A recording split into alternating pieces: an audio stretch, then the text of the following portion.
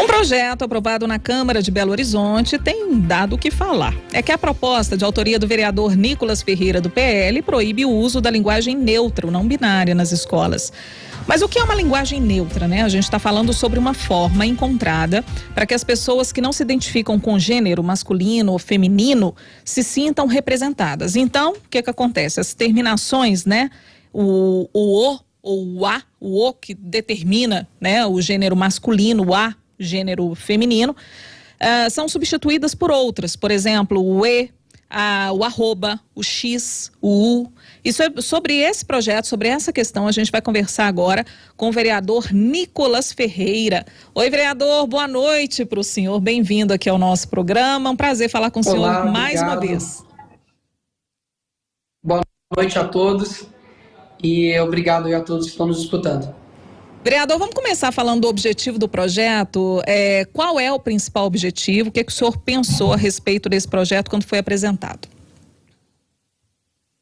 A questão é o seguinte: no ano de 2020, uma escola chamada Liceu Franco Brasileiro, Rio de Janeiro, em um belo dia, mandou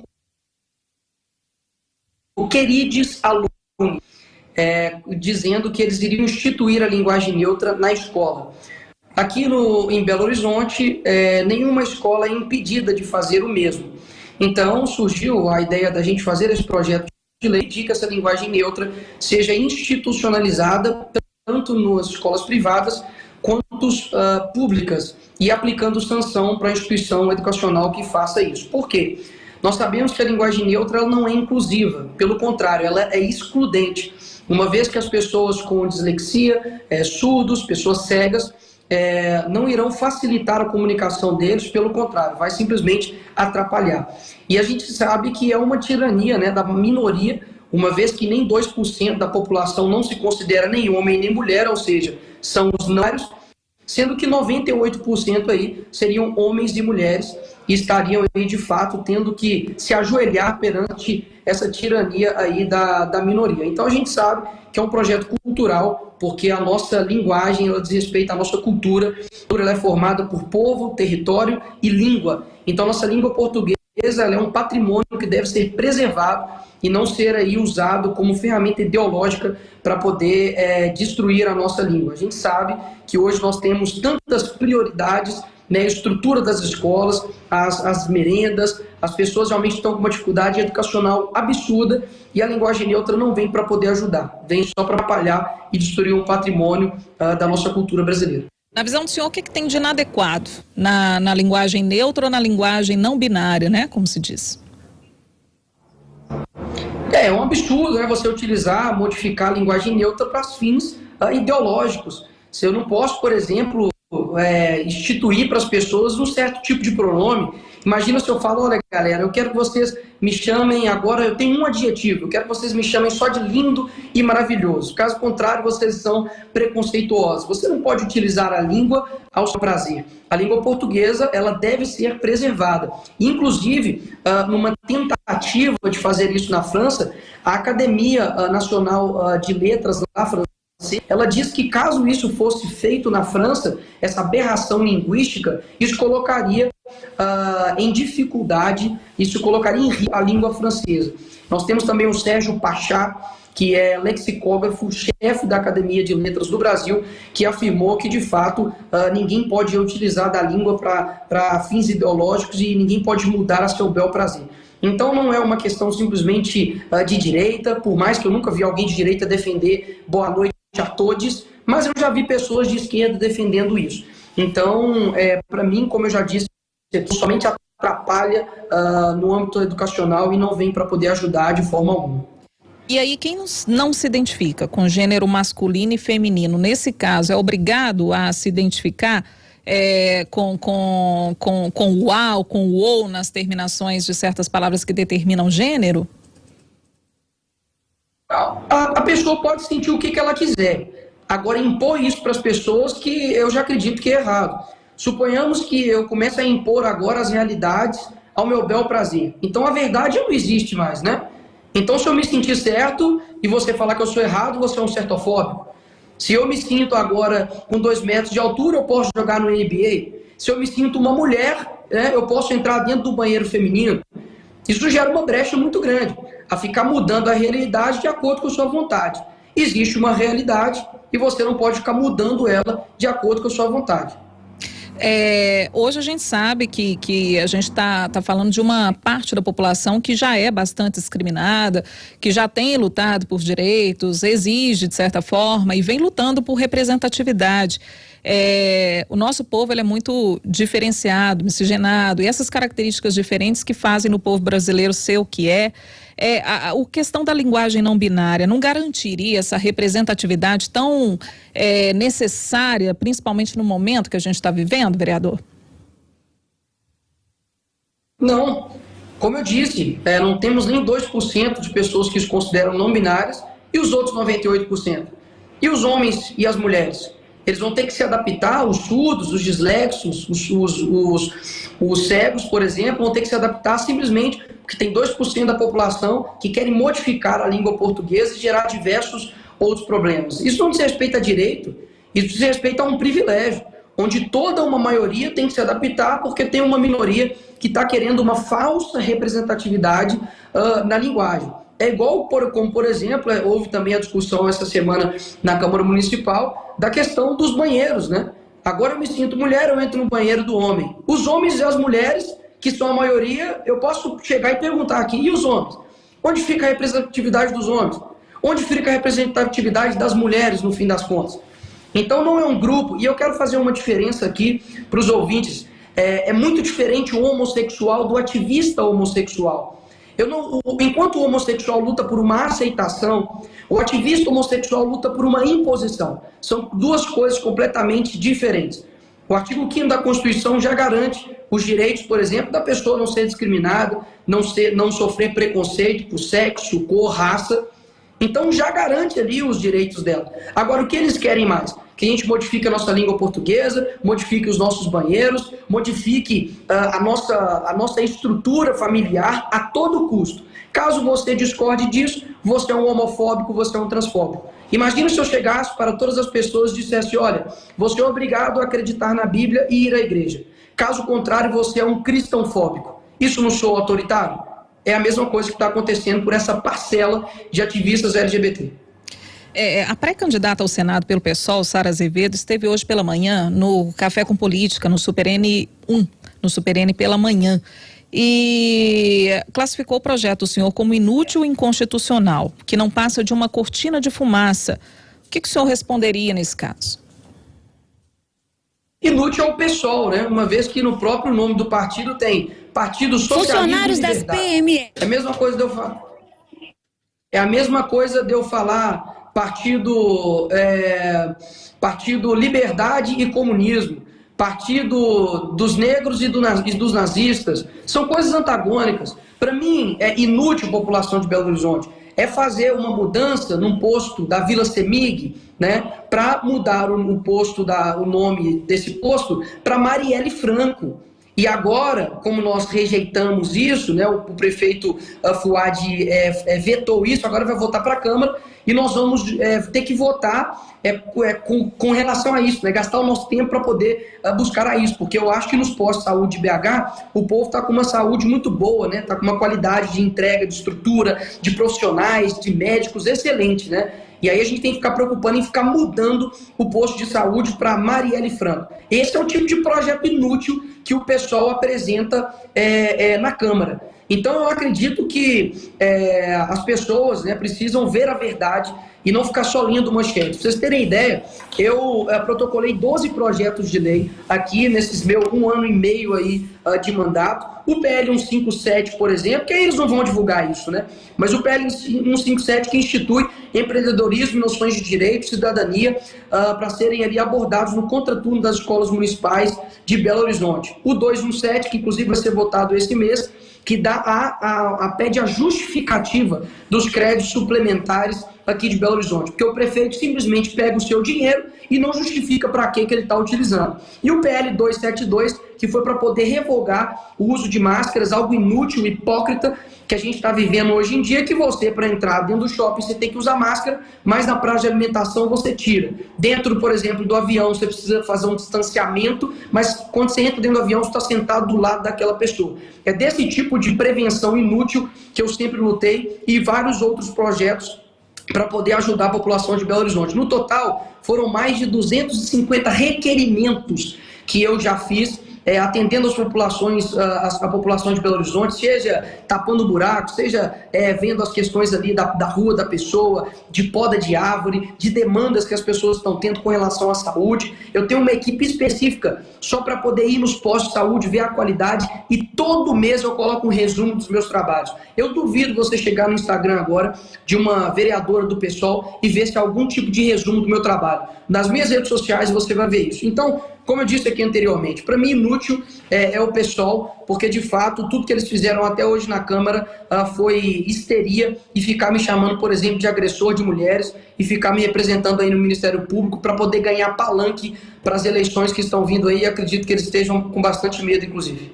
O senhor acredita que esse foi o motivo, essa representação no Ministério Público, já que o senhor tocou no assunto, era um assunto também que eu gostaria de falar com o senhor, já esse inquérito, né, que foi instaurado, uma representação das vereadoras Bela Gonçalves e Isa Lourença, acusando o senhor de transfobia. A partir daquela declaração do senhor, daquele vídeo, pedindo para que pais não matriculassem os filhos numa escola particular, porque permitia uma aluna transgênero usar o banheiro feminino. É questão política? É claro que é questão política, porque hoje, se você discorda sobre a prática homossexual, por exemplo, você é chamado de transfóbico. Peraí, quando eles fazem isso, eles estão desvalorizando, eles estão desmerecendo quem realmente passa por transfobia, que são pessoas que sofrem ali um preconceito, sofrem uma agressão, sofrem ali um medo, uma aversão por parte de alguém. Isso é transfobia. Medo, aversão, repúdio ao homossexual. O que está sendo colocado como transfobia hoje, LGBTfobia, é simplesmente você discordar de uma prática. Por exemplo, teve a cantora Bruna Carla, que recusou cantar no casamento homossexual de seu amigo, e a internet inteira chamou ela de transfóbica. Peraí, agora eu sou obrigado a fazer o que você quer, caso contrário eu sou homofóbico? Vai ver se eu estou na esquina. Isso aí é simplesmente para poder ganhar palanque em cima aí do meu nome, porque o que aconteceu foi o seguinte, quem está me ouvindo agora, o que aconteceu foi que na escola da minha irmã, ele estava dentro do banheiro, entrou ali um travesti, nem um trans, né? Um travesti ali de 16 anos, minha irmã tem 15, ali no banheiro dela. Banheiro onde ela não faz somente suas necessidades fisiológicas, mas também troca de roupa, para ir para educação física, etc. E ela pegou o celular e gravou isso, indignada, constrangida. Falou, peraí, você é um homem entrando dentro do banheiro de feminino? E ela foi e me passou esse vídeo. Eu cortei a parte que mostra o rosto dela. No vídeo, hora nenhuma, tem a identificação, o nome, o rosto. Não mostra de fato ali quem é. Preservei ali a identidade do travesti e postei nas redes sociais assim, olha, o Colégio Santa Maria deveria ser um colégio cristão, que prega os princípios e valores, e o mínimo que deve ser é o homem usar o banheiro de homem e a mulher usar o banheiro de mulher. Agora, eu tô ficando louco por querer defender que um homem com um pênis não entre dentro de um banheiro feminino? Qual que é o sentido de uma mulher, por exemplo, sentir um homem e usar o mictório? Ela não tem pênis. A questão do banheiro não é uma questão de gênero, é uma questão anatômica. Então hoje, se você não se rebaixa para esse pessoal, você é chamado de transfóbico, homofóbico, te representam no Ministério Público, pedem até prisão para você. Aí agora, para um estuprador, para um vagabundo, para um cara que comete assédio, aí não, pera lá, ele era menor de idade, não pode prender o cara porque a cadeia está lotada. Então assim, a gente está vendo uma inversão aqui. É o vigiando no cachorro. Eu estou defendendo que um homem use o banheiro de homem, a mulher use o banheiro de mulher, e eu sou taxado, eu sou processado por isso. Podem me processar quantas vezes quiserem, eu vou continuar defendendo isso. Eu acredito que, inclusive, isso dá brecha para homens estupradores, pedófilos, usarem desse artifício de me sinto mulher e entrar dentro do banheiro feminino e ali cometer algum tipo de crime. Então, quer ter algum tipo de banheiro, etc., para mim não faz sentido um homem utilizar o banheiro junto com outras mulheres. Caso contrário, eu vou também começar a exigir várias coisas. Vou começar a exigir que eu estou certo e ninguém pode discordar de mim. Vou começar a exigir que o banco me dê um dinheiro, que eu acho que eu sou milionário, então eu sou um transmilionário, você tem que me dar dinheiro. Então, acho que nada é real mais, né? A gente tem que ficar aí de cabeça baixa para eles, caso contrário, eles nos processam. Pode me processar, pode me botar na cadeia. A verdade ela tem que ser dita independentemente da aprovação das pessoas. E hoje tem um bando de covarde, um bando de gente frouxa que não quer falar isso. Mas elas ficam nervosas, me processam, porque em BH tem alguém hoje que fala a verdade finalmente. Pois é, as pessoas acusam o senhor de transfobia. O senhor se considera homofóbico? Qual é a posição do senhor em relação a isso? Não é uma questão de se considerar ou não, é a realidade. O que eu fiz para ser considerado homofóbico por esse pessoal? Eu discordei deles? Então, é óbvio que eu não sou transfóbico, é óbvio que eu não sou homofóbico. Se for assim, todo mundo que discorda da prática homossexual é transfóbico. Agora, para os cristãos que estão ouvindo aí, se eles acham que discordar da homossexualidade é transfobia, então daqui a pouco eles vão estar chamando a Bíblia de transfóbico. Vão estar chamando todos os cristãos também de transfóbicos. E aí, caro ouvinte, eu posso utilizar o mesmo artifício que eles utilizam. Se você se sente, você se torna, então eu não me sinto transfóbico. Ai de você se me chamar de transfóbico então, porque eu não me sinto transfóbico. Vereador, não seria também um momento, eu fico pensando, a política ela é muito feita no diálogo, né? Praticamente, é a base fundamental da política. E o trabalho parlamentar é dessa forma também construído. Dentro dessa questão, por exemplo, do banheiro, né? Lá da escola, em que a aluna transgênero foi autorizada a usar o banheiro feminino.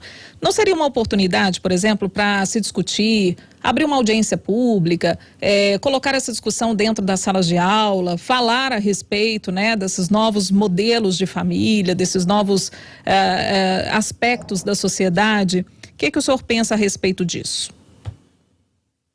Bom, mas precisa de uma audiência pública, de uma movimentação do maquinário público para poder falar que o homem tem que usar o banheiro de homem, a mulher tem que usar o banheiro de mulher? Realmente Chesterton estava certo, né? Eu estou tendo que provar que a grama é verde. Vamos fazer uma audiência, vamos discutir, gente. Será que a grama é verde ou não é? É loucura, eu acho que está assim, de fato, acontecendo.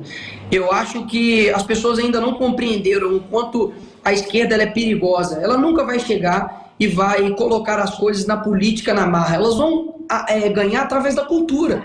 A gente teve um mês aí anterior, mês LGBT, sei lá o quê, que tudo que se olhava tinha isso, né? E se você não concorda, se você não posta, se você não fala, se você não defende, você automaticamente é um homofóbico. Então, como você tem um diálogo com pessoas que não têm amor pela verdade? Não adianta. Eu chego e falo, olha, o cara é um homem, ele tem um pênis, ele não pode entrar dentro do banheiro feminino. Aí ela fala, não, mas veja bem, existem pessoas que são mulheres que têm pênis, existem homens de vagina. Como que você quer que eu converse com uma pessoa dessa forma? Existe diálogo com quem não tem honestidade intelectual? Não tem como. Assim, a gente até tenta, eu confesso, até tento. Mas chega num ponto que, de fato, é impossível. Eu tenho diálogo, eu converso, no tanto que ontem mesmo, lá na votação, eu conversei, expliquei, e aí eu fui chamado de agressor de mulher, porque eu falei com a vereadora que todos os dias eu dou um sacode nela na argumentação. E ela está me chamando de agressor de mulheres e lixo humano. Então, uma pessoa que não consegue entender figura de linguagem, faltou neurônios para ela, eu não vou perder meu tempo conversando com esse tipo de pessoa.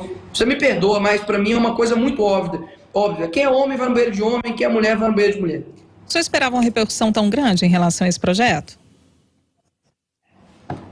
O mundo tá louco, né? Então hoje o normal é ser anormal. Hoje eu acho que a galera fala, tem que pensar fora da caixa. Tá todo mundo já fora da caixa. A galera tem que voltar para a caixa agora, porque a caixa que se tornou fora da caixa, né? Hoje você dizer que uma criança de 7 meses dentro da barriga é vida, você é o anormal. E você dizer que tem que matar uma criança de 7 meses, aí você se torna normal. Você dizer que um homem com pênis não pode entrar no banheiro cheio de mulheres, você é o anormal. E o anormal é falar que existem mulheres com pênis e homens com vaginas. O anormal é você chegar e falar, opa, pessoal, a verdade ela existe. Isso é o anormal hoje. Então, assim, eu acredito que hoje tudo dá repercussão, tudo é polêmico, porque o meio não é 15 centímetros mais. O meio da régua é 2 centímetros. Então, você que está nos 30 centímetros, por exemplo, você se torna extrema a qualquer coisa. Então, hoje, se você fala que é contra que você é contra o homem entrar dentro do banheiro da mulher, que você é a favor da defesa da vida e contra o aborto, que você é contra a legalização das drogas, que você defende ali o casamento e acha que é importante, né, você ali se preservar para alguém, você ter limites, ter um valor moral, que o jovem não deve só pensar, sabe, no final de semana, mas deve pensar em coisas sólidas, você é o louco. Agora, quem faz uma tatuagem no ânus é considerado empoderado. Quem imita uma foca no YouTube é considerado o legal. Eu sou cristão e sei que ser cristão nunca foi legal. Nunca foi descolado ser cristão. A gente foi perseguido, a gente foi morto e eu continuo sendo essa pessoa que vai levar a verdade, como diz Martim Lutero, né? A verdade, se possível, a paz, se possível, né? Mas a verdade a todo custo. Então eu sabia que daria polêmica, porque tudo hoje em dia é polêmica. E como é que está a tramitação? Foi em primeiro turno, não é isso? Exato, foi em primeiro turno, foi aprovado, agora a gente vai para segundo turno. Sem primeiro turno já está assim, vereador? Sem primeiro turno já está assim. Foi passado em todas as comissões, então o projeto ele é constitucional, ele é legal e regimental, tá? Então, esse pessoal do PSOL aí, eles deviam pensar em lacrar menos e ler mais a Constituição, porque na Constituição diz que os municípios podem suplementar. Então, eu estou suplementando algo aqui da educação básica de Belo Horizonte. Então, foi aprovado agora em primeiro turno. Nós tivemos uma votação muito expressiva, 34 vereadores a favor, somente 7 vereadores contra. E quero aqui parabenizar todos que estiveram ali presentes, pessoas, pais e mães, jovens, muito jovens, né? Porque antigamente o jovem só podia ir lá para apoiar a esquerda, né? Se ele não tivesse ali com o Che Guevara no peito, então ele não era um jovem legal. Hoje existem jovens conservadores, cristãos, pessoas que atuam também no meio político, o pessoal da Mães de Direita, o deputado Bruno Engler estava lá, Bartô, o pessoal todo estava lá e eu fico muito feliz com essa participação popular aí na Câmara também. Pois é, e é importante a gente trazer aqui e reforçar para o ouvinte que a gente está ouvindo aqui o vereador Nicolas Ferreira, do PL, mas que a discussão a gente está fomentando, na verdade, esse diálogo, né, esse entendimento das questões e ouvindo também os outros lados. No Super N1 a gente teve entrevista, no Café com Política, a gente teve ainda, vai ter repercussões amanhã também no Super N, então a gente vai acompanhando esses desdobramentos e vai trazendo as discussões também, que é papel, né? Papel do jornalismo também trazer essas discussões para você, ouvinte, né? Tomar a sua concepção, tomar aí a sua decisão, né? Contribuir também para a sua opinião, para a sua formação de opinião. Vereador, claro que eu vou aproveitar o senhor aqui para falar de política, a gente está falando de política, mas eu gostaria de falar também sobre eleições, principalmente depois, né, de uma ida do governador Romeu Zema a Brasília para conversar o encontro com o presidente Jair Bolsonaro. A pauta que foi divulgada foram questões, né, que são caras aqui ao povo mineiro, mas a gente sabe que tem ali um pano de fundo e a gente sabe que, claro, que eleições não passaram despercebidas nessa conversa. O senhor que é muito próximo ao presidente Jair Bolsonaro, é possível que haja esse apoio aqui ao governador Romeu Zema? O governador Romeu Zema pode ter o apoio futuro aí do presidente Jair Bolsonaro? Está próximo de acontecer? Olha, política é nuvem, né? Você olha para o céu, está de um jeito, depois de 20 minutos está de outro. Então eu não consigo de fato afirmar se há um fechamento ou não de acordo com relação a apoios de governo, de Senado, por exemplo. Eu só sei que o governo aqui de Minas não pode deixar rastro nenhum de facilitar para o opositor para ganhar, né? Eu acho que a gente tem uma eleição muito séria. A gente já viu, por exemplo, né, o que o Calil fez aqui em Belo Horizonte, destruiu 100 mil empregos, 12 mil negócios fechados. Então eu acredito que a gente tem que fazer aí uma boa escolha e compor bem. Então o Novo, obviamente, tem os seus interesses, presidente Bolsonaro também, interesses genuínos, corretos, sem ser interesses escusos, e eu realmente aguardo, né, a posição aí do presidente. Assim que ele tiver um posicionamento a respeito do governo e também do Senado, eu também irei me posicionar. E em relação também, a gente estava falando a respeito desse apoio, e o candidato do presidente Jair Bolsonaro ainda continua sendo Carlos Viana ou não? O presidente veio aqui no evento da FING, se eu não me engano, e levantou, né, o braço ali do Zema, diz que no time que está ganhando não se mexe. Então a gente fica meio sem saber, para ser sincero. Então por isso que eu disse para a gente dar uma aguardada para ver essa definição, se realmente Carlos Viana vem a governador, se de fato terá um apoio ao governador e quais serão os critérios desse apoio.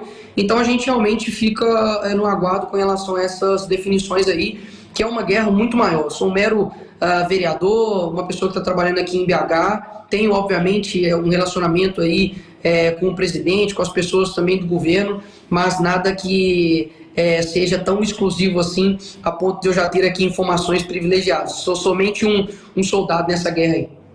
Vereador Nicolas Ferreira, eu sei que o senhor tem uma live para fazer daqui a pouco, né, vereador? Mas gostaria de agradecer muito, tá, ao senhor por ter conversado com a gente, né? O vereador Nicolas Ferreira fez questão de conversar hoje conosco, diante do nosso convite também, para esclarecer essas questões relacionadas ao projeto de lei, a gente falar um pouco mais a respeito também de tantas questões, né, que vão surgindo a partir do projeto que foi aprovado na Câmara e, claro, falando sobre questões também relacionadas às eleições. Vereador, obrigada, viu, mais uma vez, e até a próxima.